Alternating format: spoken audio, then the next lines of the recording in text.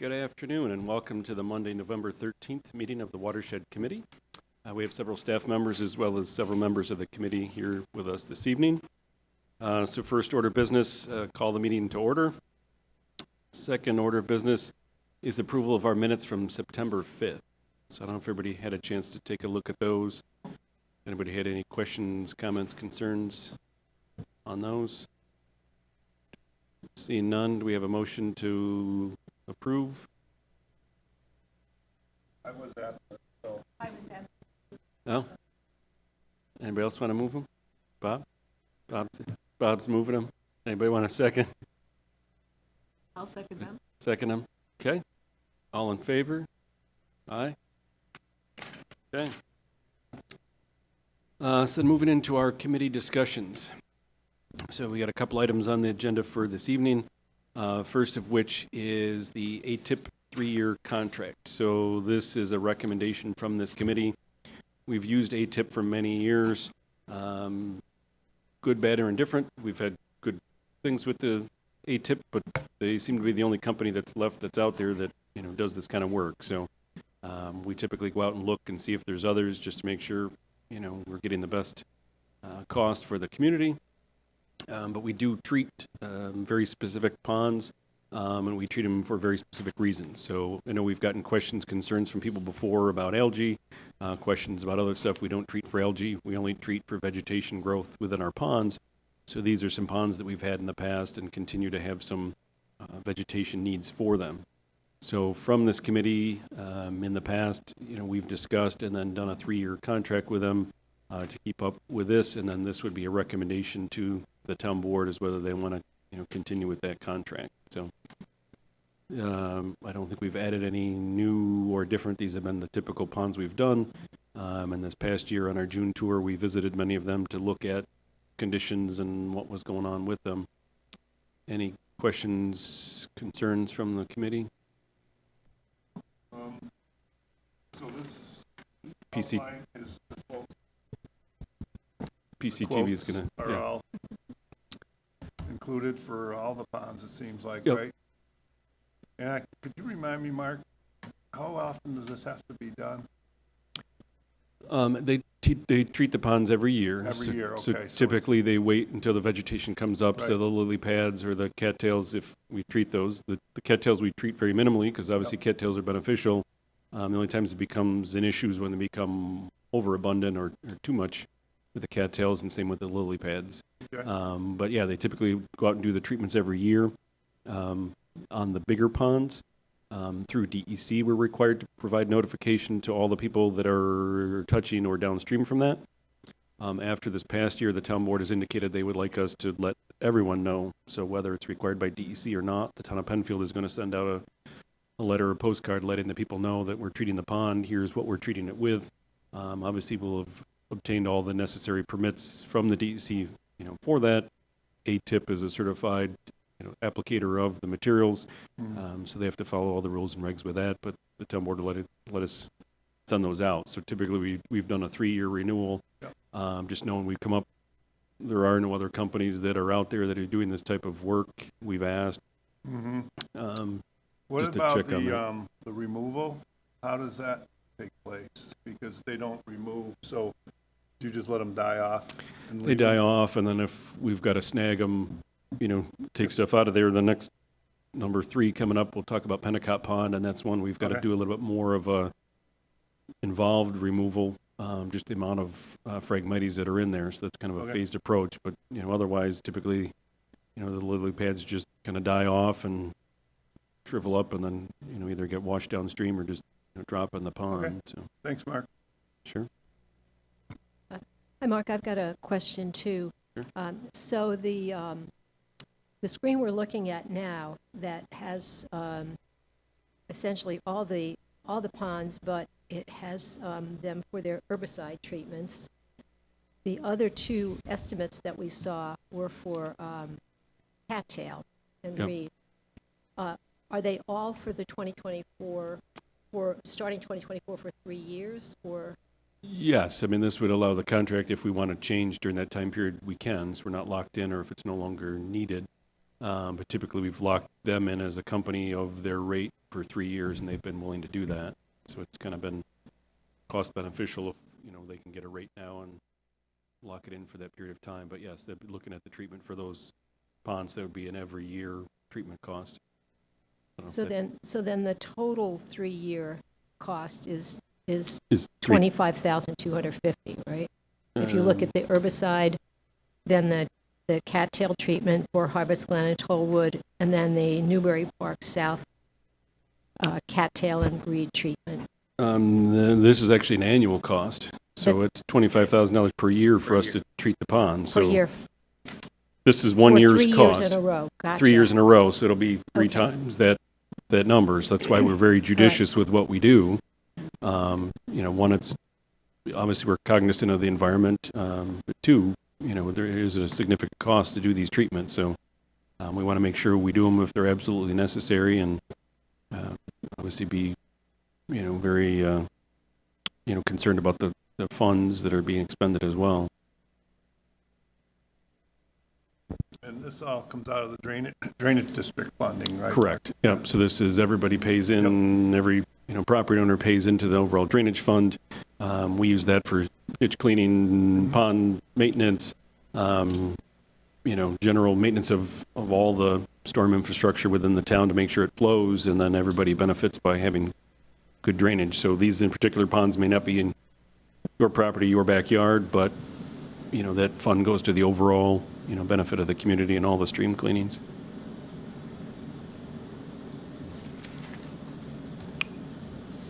With that discussion, I don't know if there's more questions. No, thank you, Mark. Is the group supportive of moving ahead with this, or making the recommendation to the town board to move ahead?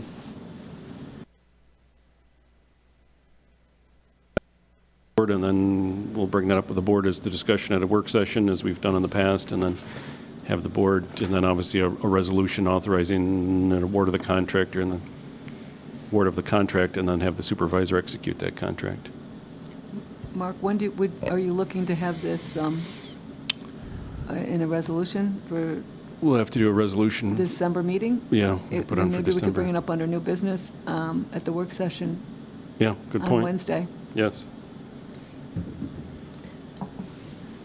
Mark, can I ask let me ask one other question, if you don't mind, while we're on this. Sure. I looked back at the September minutes, and I saw there was a bit of discussion then about what other towns are doing, because everyone's running into the high costs. And I guess this, thinking in terms of the high costs and the various environmental impacts both ways, of not doing it and of doing it, are there other sort of backup tactics that are being considered, or that you've discussed with the DEC or other agencies or anybody else, if we don't want to pursue this route? I mean, a lot of other communities don't do any treatment at all, and they just kind of let it go the way it does and then deal with it. I don't say it becomes an emergency situation, but if it gets so choked off, they kind of deal with it at that point. So I think we've always been, or tried to be more proactive. Unfortunately, I don't know if that's always been met with, I don't say happiness, but met with a lot of cheer from the DEC that we're trying to be proactive on some of this stuff. But I think a lot of other communities just kind of wait until it all falls apart and then apply for a permit then. But we've always looked at it, if we're proactive and do a little along the way, maintenance to your car, maintenance to your house, the cost should be less than doing a full scale. Once upon a time, we had to dredge all of Glenbrook Pond, and that was in the $300,000 to $400,000 for one dredging of Glenbrook Pond. Subsequent to that, we've tried to do the muckaway pucks. We've tried to do other things to try to keep it going along the way and do the small cleanings of streams and creeks, so then hopefully we don't have a major blowout or flooding or anything else. So unfortunately, a lot of other communities don't do anything. They just, we heard from Mike with Brighton and others, they just kind of either put it back on the homeowner, say it's your responsibility, and I don't know how a homeowner is going to, maybe you're responsible for the creek behind your house, but that doesn't help with immediately upstream or downstream. Is, if your neighbor doesn't do anything, the water's not going to go anywhere any better. So, yeah, I guess I can't answer for how other communities do it, but I think we've been one of the few that's been proactive in trying to maintain our infrastructure.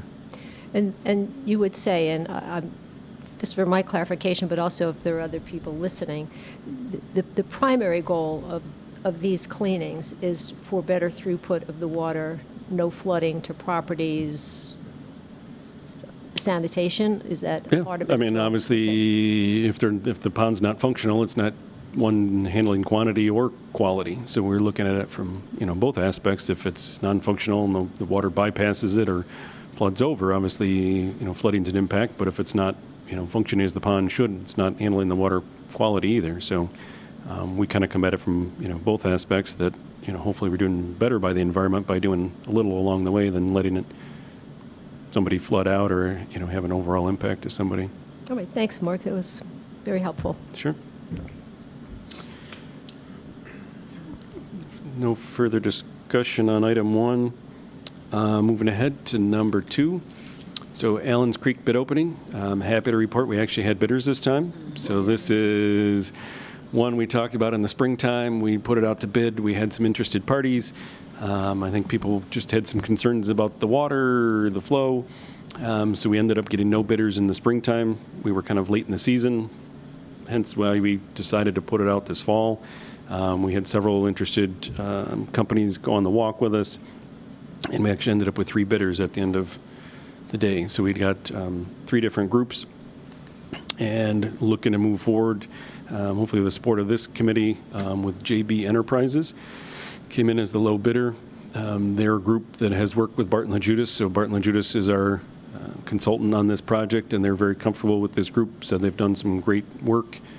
I know Amy, I think Ontario County worked with them, or there was another group Yeah, that's right. I reached out to the Ontario County Soil and Water District, and they had also recommended JB. Yeah. So their price came in significantly less than everybody else, so if we didn't have people to kind of vouch for them and know their work and know if they've done in the past, I'd say I'd be a little bit nervous, but they came in as the low bidder. So going to be talking about that at work session this week with the town board. Wanted to share with this group as it's been top of our list for many years, part of our June site walks and tours and look at it. Many thanks to the PCTV. They've actually gone out and done a 3D model of the entire stream, so that helped with the bidders. So you can actually click on it and then see the path, and I think that'll be a great to kind of document before and after, and hopefully they're willing to, after the restoration work's done, do the same model again and kind of show a direct before and after with that. So I think that'd be What's the timing? Is that going to be spring? It'll be spring, so we're tied. Officially, they can only be in the stream from June 15th to October 1st. We're looking to award it now so they can start to get materials together, get their plan of action in place, and then whether they want to start May 1st, they'll need to create an access down off of the back of the Linden Tech property, start stockpiling materials. We've got a lot of rocks that we've been saving for the years in Rothfuss Park, so they're going to have to go get them, load them up, truck them over there. They've got, trees and root wads they need to get ready, so that should give them enough time if they want to start in April. Whatever time, we'll just need to coordinate with the property owner, have them get the staging area ready, so then come June 15th, they can actually start in the creek and then, maximize. There's a lot of work to do and a lot of, project to be completed by the October 1st time frame, and then they have to be out of the creek. Then they can do the restoration on the shoreline. But yeah, that's why we're looking to let it now and then give them enough lead time so that they're ready to go come springtime. Mark, I want to just thank you, Mike, Amy from your department. I think Matt was part of that as well, down there on the site walk with the neighbors. You guys did a wonderful job with, sharing with the neighbors what the plan was going to be, how it was going to be done, and in answering their questions and concerns for their backyard. So backing up to that stream. So I think it's a project which definitely needs to be done, and I'm glad that we're finally able to get a bid and do it this spring, because it's well needed, and we waited a while. But I want to thank you. The staff is unbelievable. I heard from many residents about the responsiveness of you guys coming back and answering questions, probably more times than not. But I thank you for that, for the town, for all that you're doing. Yeah, thank you. I say it's been a long time coming to get where we are, and it's taken longer than I think any of us had hoped, but we've got the permits now, we've got the contractor on board now, so hopefully looking forward to a successful project and get that done and get that area stabilized before we, have any other issues. So looking forward to it, and hopefully it'll wind up being a great project. Good. So I don't think there's much action by the committee, but I know we've talked about it for years and years, so just wanted to keep the group apprised of where we are with this. It would be great if, and when they start doing some of that work, you guys come down and see it. And I think it's, That'd be nice. it'll be, see what they're doing down there in the stream. It's a beautiful, beautiful stream anyways. Allen's Creek is beautiful anyways. Yeah. Okay. So our next item, the Pennicott Pond treatment update. So this was a project that actually had started earlier this year. We had done some tree removals on the banks. We were, working in the area. There were some concerns from residents on the hours we were operating, which was well within conformance of hours of operation, noise ordinance, and everything else. Subsequent to that, the DEC got involved. They came out, didn't have an issue with what we're doing, but then made a determination that the pond was now wetland, which it never was before. So the pond was always in a buffer area. We understood that. So now we've engaged the services of BME Associates to go out there and do a delineation. The DEC has been out there subsequent to that, has deemed the entire pond to be in a wetland. And so now if we've got to get a permit for continuation of the work, my thought is let's dredge the pond, and if we got to do a permit for any work in there, let's dredge it all at once and get this back to its original condition. Issue is, thank you, Mike, for pulling up, so that kind of shows the rough pond area. The pond is obviously full of Phragmites. Phragmites is considered an invasive species. You can't just dig it up and then, go dump it on another property. You'll end up spreading the invasive species. So we're working with ATIP as well as BME. So ATIP has got to apply for permits to go in, spray the Phragmites, kill the Phragmites off. Once they're dead, then we can come in with the DPW and then go in and actually dredge the pond out. So we'll have to do some temporary well point, pump it down hopefully in the summer, get it dry, or winter if it's frozen, and go in and dredge out the Phragmites once they're killed off and their roots are no longer active, and then we can truck the stuff out of there. So, Hey, Mike, can you kind of just outline where the pond is? Is that all overgrown there? Oh, that's it. So it does abut, so it is wetland to the north, but it Okay. just looks like Phragmites. You just, Right, from the aerial, it just looks like Right. woods, but Yes. Okay, but that's okay. that's just So all. it's totally overgrown. It's so full, and Yeah. the capacity's lost in the pond. It's, Sure. so we were in there. There's literally trees growing at the inlet to the pond. A couple of trees almost blocking where the pipes came in. So the crews were in there removing those. We were doing some maintenance by the outfall structure. Same maintenance we do on all our ponds. In this one, they decided, and we're going back and forth with the DEC, that it's now a regulated wetland. Yep. Obviously, being a man-made structure, it was installed with the subdivision, was approved back, and then I think the 90s, the neighborhood went in, approved back then. We were doing regular maintenance on our pond, as we're required to do by their DEC regulations as well. Now they've deemed it a wetland, so we've got to go through further permitting process with that. So if we got to get permits, we might as well get it all done and like to dredge it, get it back to its original condition. And if we're going to go through that much effort, then might as well just go all the way and get it restored and make it functional again. So it's becoming more of an involved project than we thought was just some basic maintenance on it, but if that's the process we got to go through, we might as well make it worthwhile and get it back to condition. Because, looking at it, it just looks like it's totally overgrown, which it is. And, that's why it needs, significant maintenance done to this. How long, Mark, how long did it take for that to be so overgrown? How many years? I think the pond was installed in the 90s, so, it's been an amount of time. But the Phragmites, it's an invasive species that does a great job of filtering out impurities. The problem with Phragmites is it becomes a monoculture. So it's a plant that basically just chokes out everything else. So a lot of the areas you see driving down the expressways, along the roads, you'll see the kind of the tassely look to the on top of the plant. That's the Phragmites, and you don't see cattails as much anymore. Cattails used to be more of a predominant feature. Other, vegetative plants in a wetland or a pond area, this basically comes in and just chokes everything else out. But every year it kind of builds upon itself and creates a thicker and thicker mat of root wad, so you kind of lose capacity in your pond, and it ends up blocking your drainage and filling up the swales and filling up the ponds. So I say it does a wonderful job from what I've heard of, filtering out any sort of contaminants. So that part of it's good, and I think that's why it was introduced here originally, but it just becomes overdone and chokes out everything. So, but then it's got the roots or rhizomes that unless you kill it off or spray it, you just dig it up and it'll come back, in short order without it. So, again, not a huge proponent of spraying and chemicals, but that's actually the rules and regs from DEC is you can't just dig it up and transport it. You've got to kill it off before you do anything with it. So again, just kind of more of an FYI to the committee of what we're looking at and, what hopefully next year project would be. Any questions on that one? No?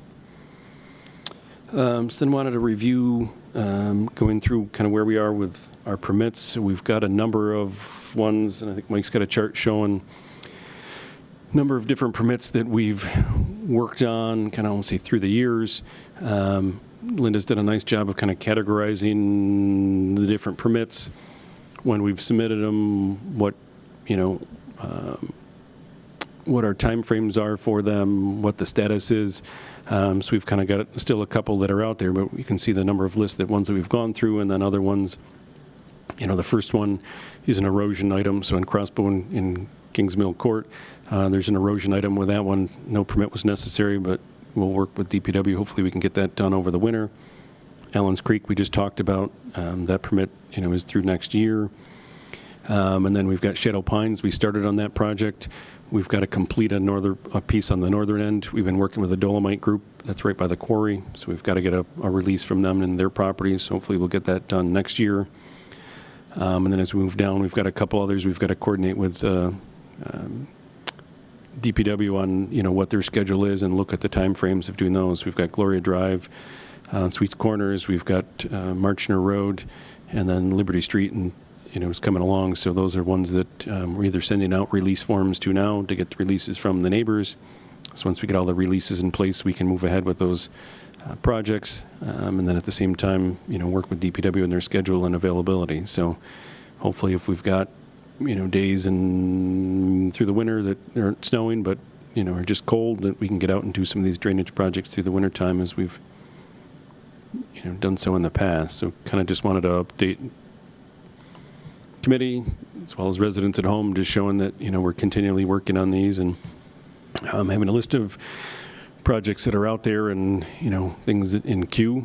But as residents call, have concerns about their drainage or want their stream cleaned, as I typically tell most people, it's 1.5 to 2 years to get a permit. We've got to get the wetland delineations done. We've got to contact the engineer to go out there and look at the existing conditions, mark up exactly what's going to be done, and then we get a permit back with very specific, you can dredge in this area, you can't dredge in that area, you can remove these trees, you can, work in these very, defined conditions. So it's a long, lengthy process. That's why we try to be more proactive with that and look at the streams ahead of time and, be, again, a little ahead of the game, just knowing it takes so long to get the permits back to make that work happen. And then, Mike, I think we had the second sheet. Or maybe it's attached on this later. So then this shows ones that we've got in application right now. So we've got, portions under review at the DEC submitted, and those ones, either we're waiting for the DEC to respond or get some of those completed. So we've got others that are kind of in the queue already that are waiting the DEC. We just talked about the Pennicott Pond, Pond Valley Circle. We've got, again, kind of a blockage at an outfall area. Would have thought that was just general pond maintenance, but the DEC is now determining that to be in a a designated wetland area, so we've got to go through the permitting process, even though we're doing maintenance on our ponds that we're also required by DEC to do. So a little bit of a round and round. Half of DEC tells us we have to do it, and the other half of DEC then tells us we need to get a permit for it, and we're asking for too much. So I think I'll leave it at that. Any questions, concerns? I don't know if, again, I put this out to the public. You know, we kind of put out a call every year for people to, if they have drainage concerns, streams, you know, to share, you know, with us. You know, obviously it takes us a while to get permits. Typically in the wintertime, if anybody sees anybody out walking, we've got Rich Gross and others from the DPW that typically out and do that walking with us. They'll wear high-vis, you know, stuff, you know, but they're kind of looking at streams. We have beavers out there, you know, working, trying to block stuff up.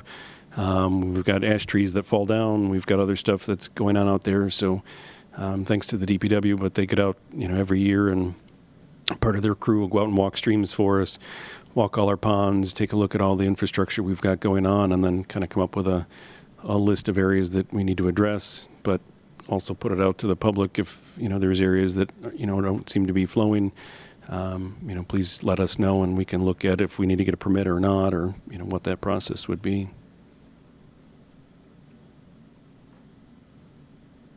Anything else? No? So that completes our committee discussion items. Communications, we are still awaiting, thanks Mike, the Monroe County Stormwater Coalition. We are, through the coalition, looking and reviewing the H2O Hero program. So as everybody's seen, Larry has kind of been the forefront of the H2O Hero. We're transitioning a bit away from Larry and moving towards water droplet, but looking at different communications, you know, as required, but, you know, trying to keep that up and keep that in the forefront of people. We've been working with the zoo. We've had some feature elements at the zoo for a number of years, giving those a refresh and, you know, getting some education out there for kids, and talk about, you know, the zoo property drains right into the Genesee River, and, you know, tie that into the lakes, or, yeah, to the sturgeon and the river, tie it into the otters that are in the area. So hopefully that, you know, provides some education for kids.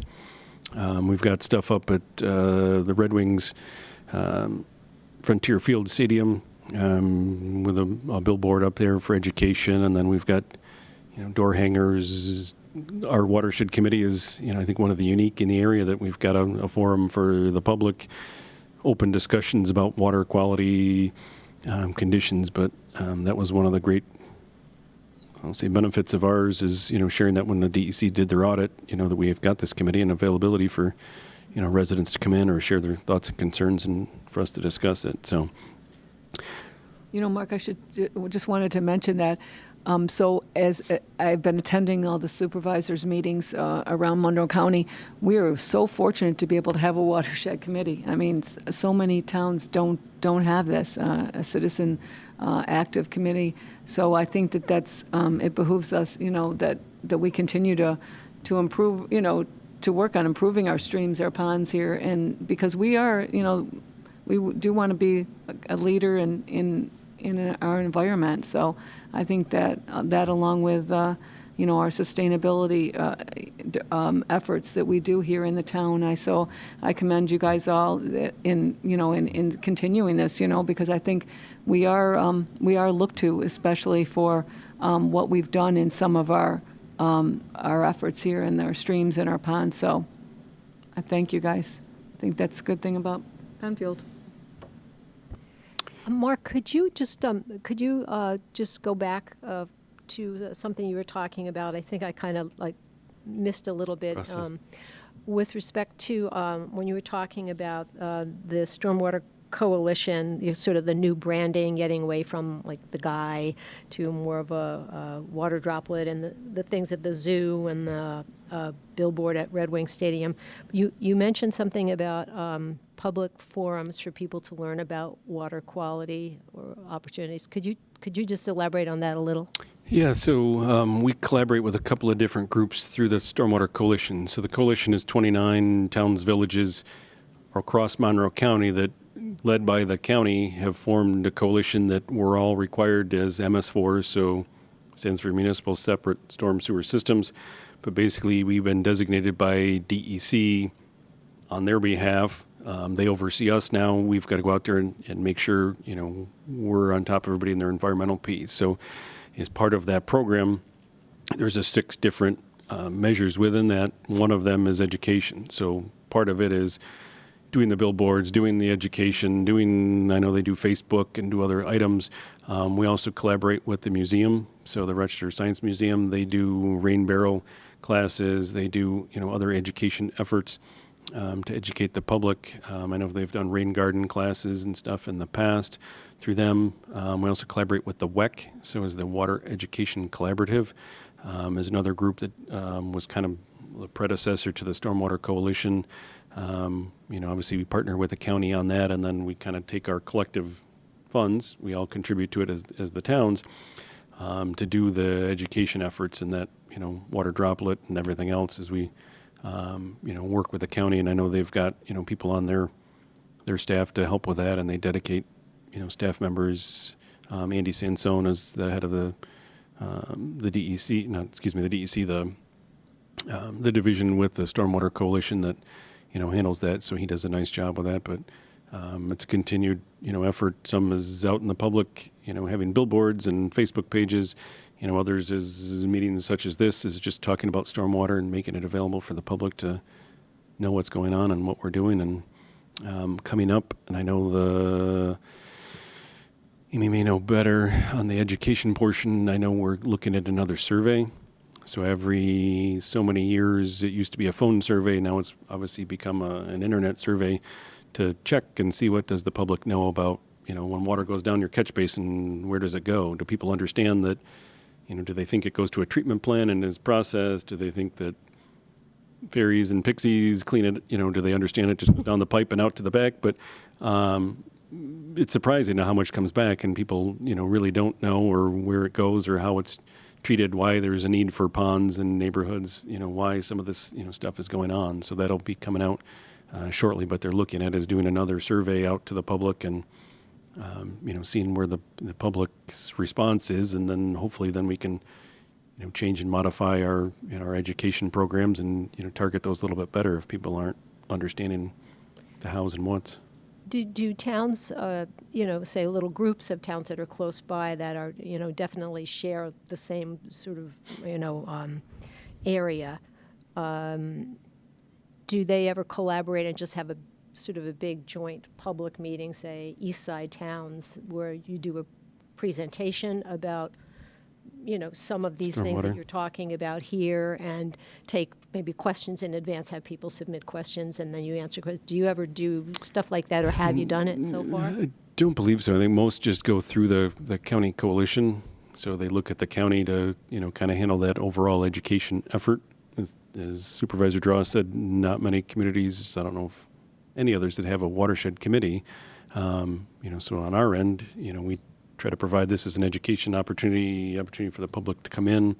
I think a lot of the other, communities rely on the county coalition, to kind of handle that education effort. But that's something the DEC is looking for, is what did you do as a town, for that? How many storm drain markers did you put out? How many classes did you hold? We did hold a class, it was last year, the year before, it was during COVID, at the community center, and, offered it up to the public to talk about the stormwater program and, hand out things. We've got, brochures in our lobbies, and at the library, we've got the little sturgeon fish, and we've got, brochures of living next to a stormwater pond, what to know.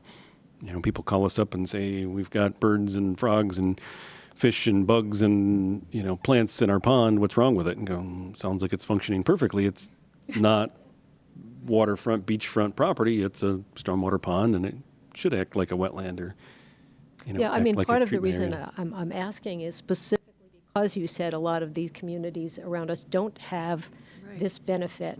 So it would be great, I would think, if we could have some kind of a collaborative effort with at least, some close-by towns where everyone would recognize some of these same bodies of waters and same streams nearby to, to have something a little more Yeah, and open some- like that. I think maybe once the survey results come back, Yeah. that would And some may do something guide with, input with into Earth Day. I know we've piggybacked, Yeah. Events, and we've done cleanup events. And some, I guess other people maybe handle it that way. They do a cleanup event around Earth Day, have their conservation board, some talk about it. We've had the county come in and they've got a hydrology set up. They can show a water droplet goes in, and, if you've got oil, how does that, work through? That's through That's a good point. through the county has that. So some people may work it through their, Earth Day efforts or a community cleanup, and then, share some information from that. Next year. Okay. Anything else on? So we're still waiting for years they've been sharing that there's going to be a new MS4 permit. I think we've heard about it for about 4 or 5 years now. That has yet to be released, or as of 5 o'clock today, I didn't hear about it, or 4:30 today. So more information to follow as that comes out. New York State EPA, don't have any updates on that end. No old business. New business, we shared the proposed calendar for next year. Any issues? I think we just need to clarify November 5th. I think falls as election day, so we'll push that to the 12th if that works for the group. But that's our pretty typical calendar, just shifts by a day as we move into next year. Just make sure that works for everybody. If that works, everybody's good with that, we'll adopt that and then put that on the website and show that for our calendar for next year. Sounds good. Okay. The only other thing I had, and typically we ask everybody if they're willing and able and want to continue serving on the Watershed Committee. Typically they're 1-year appointments if everybody wants to continue on. Okay, we'll share that with the town board. Obviously the town board handles the appointments, but we just like to ask and see if anybody's interested and wants to continue forward. With that, Mark, you'll reach out to the rest of the board and the yes, rest Linda of the has reached watershed? already, and we'll follow up with them if we haven't heard back, but we'll Right. follow up with them on that. So our next meeting is February 6th, 2024, so into next year. So I'd like to say thanks to Supervisor Draw for being here with us and continuing through. This will be your last meeting with us, but wanted to express our appreciation for you continuing to join us and helping to support this committee. So thank you. It's been a pleasure, and I leave this in really good hands because I know that the residents and as well as the staff of this town really care about this, and it's all really important. We're really important to keep. It's an important committee to keeping that I want to see the Watershed Committee be successful, and I know that you guys have good people on it that want to do the same thing for Penfield. So it's been a pleasure in working with all you, and I've enjoyed it. Maybe I'll come out and do more of those the walks in the summer with you guys, because that's always, you learn a little bit more about the town and people. So thank you, really, to everyone, and I thank you all for what you do. Thank you. Thanks. Thank you. Anybody have anything else before we close out today? Okay. See nothing. We'll adjourn at 4:41 p.m. Thanks everybody for coming. Thanks for those watching at home. Have a good holidays.